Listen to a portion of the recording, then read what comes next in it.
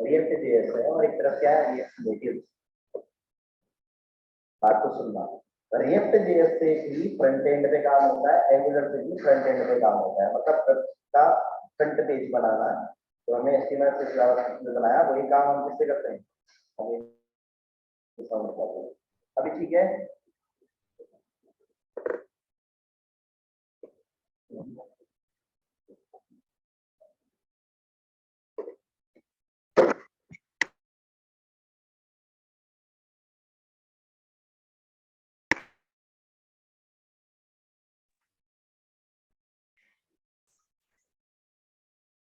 ठीक आ रही है आवाज? Yes sir. भी ठीक है।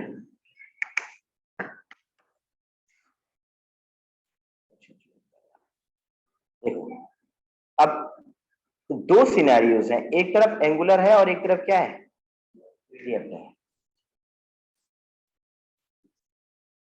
एंगुलर एक फ्रेमवर्क है जिसको गूगल वालों ने बनाया है, रिएक्ट एक लाइब्रेरी है जिसको फेसबुक वालों ने बनाया है। अब सर ये लाइब्रेरी और ये क्या फ्रेमवर्क क्या है? फ्रेमवर्क जैसे कि जो बच्चे डॉक्टरेट वाले उनके लिए दाल रोटी सब,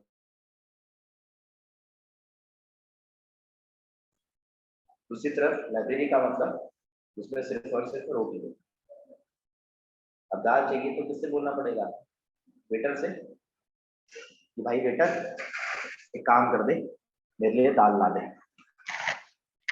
तो रिएक्ट जेएस सिर्फ और सिर्फ वेब डिजाइनिंग के लिए काम करती है, उसके अलावा कुछ नहीं। क्योंकि क्या है एक लाइब्रेरी है।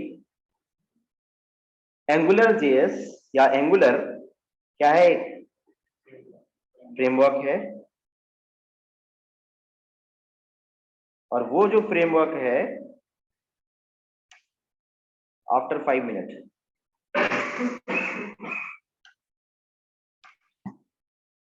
तो क्या है एंगुलर जेएस में बहुत सारी चीजें पहले से हैं। अब बहुत सारी चीजों में सुनने की कोशिश करना, क्या जैसे कि मैंने कोई भी एक वेबसाइट खोली wcschool.com, इस वर्टिकुलर वेबसाइट पे मैं लर्न एचटीएमएल पे क्लिक करता हूँ। मेरे पास क्या है, इतने सारे लिंक बने हैं। जब मैं बूटस्ट्रैप पे क्लिक करता हूँ तो बूटस्ट्रैप का पेज आता है। मैं यहाँ पर अगर क्लिक करता हूँ लर्न एचटीएमएल पे तो एचटीएमएल का पेज आता है। एसक्यूएल पे क्लिक करता हूँ तो कौन सा पेज आता है, एसक्यूएल का। इस चीज को बोला जाता है राउटिंग। उसे क्या बोलते हैं, राउटिंग बोलते हैं। वर्ड का खेल होता है मेरे दोस्त आईटी में, इस चीज को क्या बोलते हैं। बहुत सारी चीजें अगर मुझे नहीं आती है ना तो मुझे देखनी पड़ेगी उस वर्ड का मतलब क्या है। तो राउटिंग जो है इनबिल्ट है एंगुलर में, क्योंकि एंगुलर क्या है, फ्रेमवर्क है। रिएक्ट में ये इनबिल्ट नहीं। रिएक्ट में वेटर से कहना पड़ता है ला वेटर मेरे लिए राउटिंग ला। समझ रहे, आईटी ऐसे पढ़ते हैं।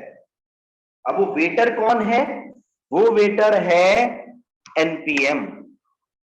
वो वेटर कौन है, एनपीएम, जो कि डेवलपर्स ने पहले से बना रखा है। आप यहां पर नोटिस करना मेरी बात को, npm is a package manager for the javascript programming maintained by the npm। और इस पर कितने लोग डिपेंड कर रहे हैं, इससे ऊपर ही है हमारी, जो भी प्रोजेक्ट पे काम करेगा उसको npm की जरूरत पड़ेगी। मतलब लोगों ने क्या करके रख दिया है, दाल बनाकर रख दी है, किसके अंदर रख दी है, npm। सब्जी बनाकर रख दी है किसके अंदर, हमें उसे npm से क्या करना पड़ता है, डाउनलोड। की बात,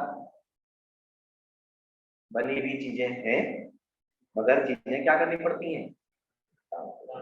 मतलब रिएक्ट पढ़ने के लिए या एंगुलर पढ़ने के लिए हमारे सिस्टम की स्पीड अच्छी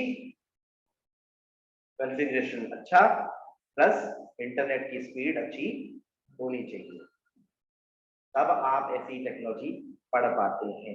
ये कथा नहीं है बाकी प्रोग्रामिंग लैंग्वेज की तरह।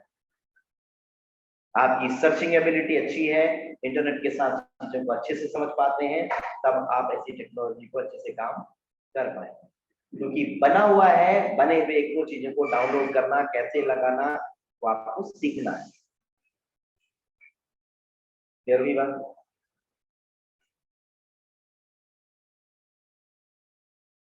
अगले सिनारियो पर जाते हैं। मैंने बोला एंगुलर में बहुत सारी चीजें पहले से हैं, क्योंकि एक फ्रेमवर्क है, जैसे कि फॉर्म बनाना, फॉर्म को हैंडल करना एंगुलर के अंदर पहले से है, रिएक्ट में नहीं है। फॉर्म को बनाना, फॉर्म को हैंडल करना रिएक्ट का अपना तरीका होगा। एपीआई पे काम करना, एपीआई पे वर्किंग करना, जो हम बात में देखेंगे कि क्या है, वो चीज एंगुलर के अंदर प्रीबिल्ट हो सकता है, रिएक्ट में नहीं है। तो रिएक्ट में क्या करना पड़ेगा, npm से उस चीज को डाउनलोड करना है।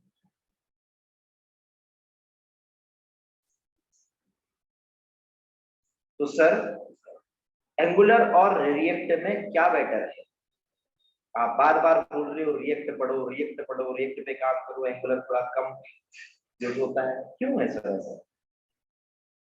एंगुलर लिखने में, समझने में बेटर है कंपैरेटिवली रिएक्ट। रिएक्ट कॉम्प्लेक्स हो सकता है डेवलपर्स के लिए, एंगुलर का पैटर्न अच्छा है, लिखते समय में एचटीएमएल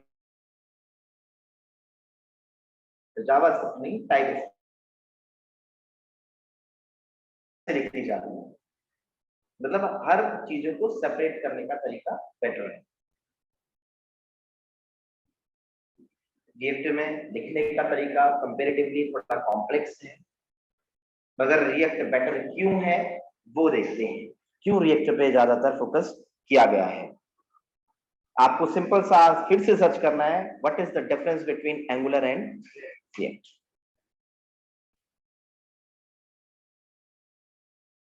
सिंपल सा एक डिफरेंस बता रहा हूं। मैंने W3 स्कूल की वेबसाइट को फिर से ओपन किया, ट्यूटोरियल्स पे आया, मैंने लर्न HTML पे लेट्स से क्लिक किया। आप देखना जब मैं SQL पे क्लिक करूंगा ये पेज रीलोड करेगा, यहां पर नोटिस करना। मैंने SQL पे क्लिक किया, जैसे ही मैं SQL पे क्लिक करता हूं पेज क्या होता है, रिलोड होता है रिलोड। दूसरी तरफ मैं रिएक्ट की ऑफिशियल वेबसाइट को खोलता हूं, ये रिएक्ट की ऑफिशियल वेबसाइट है react.js.org। इस वेबसाइट को अगर मैं खोलता हूं तो आप देखिए, ब्लॉग पे मैंने क्लिक किया तो क्या होगा,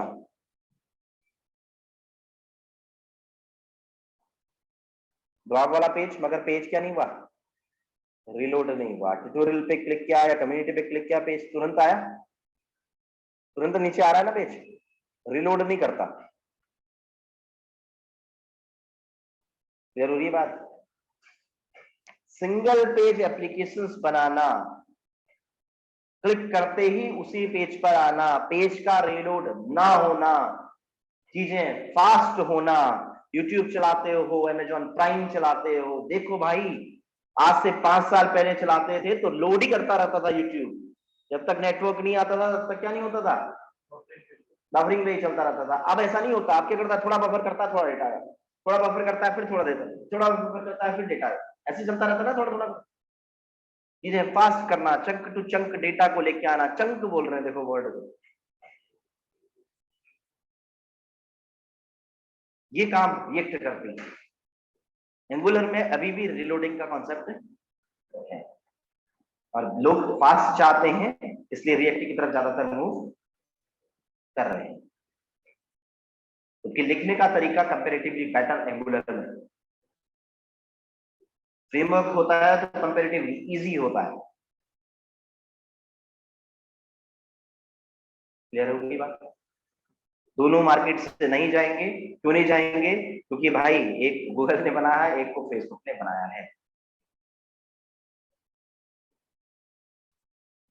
अगर आप रिएक्ट पढ़ते हैं, कल के दिन इन फ्यूचर आप चाहते हैं कि मैं मोबाइल डेवलपमेंट की तरफ, iOS डेवलपमेंट की तरफ मूव करूं, तो आप रिएक्ट नेटिव पढ़ते हैं क्रॉस प्लेटफॉर्म के लिए, बेसिक्स रिएक्ट के टॉपिक्स पढ़ने पड़ते हैं, तब आप रिएक्ट नेटिव सीख पाते हैं।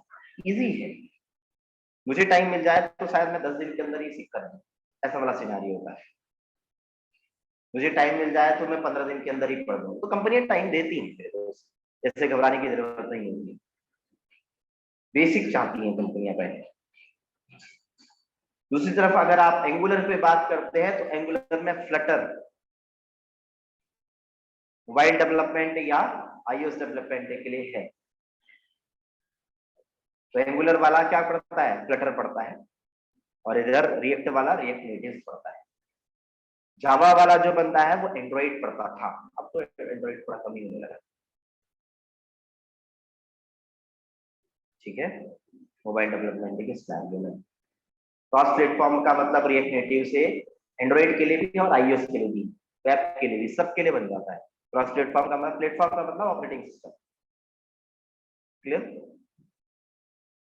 तो कल आपको इतना पहले समझना है, पढ़ना है ऐसी हिस्ट्रीज के बारे में, फिर कल से हम जावास्क्रिप्ट को अब प्रैक्टिकली लिखना शुरू करेंगे।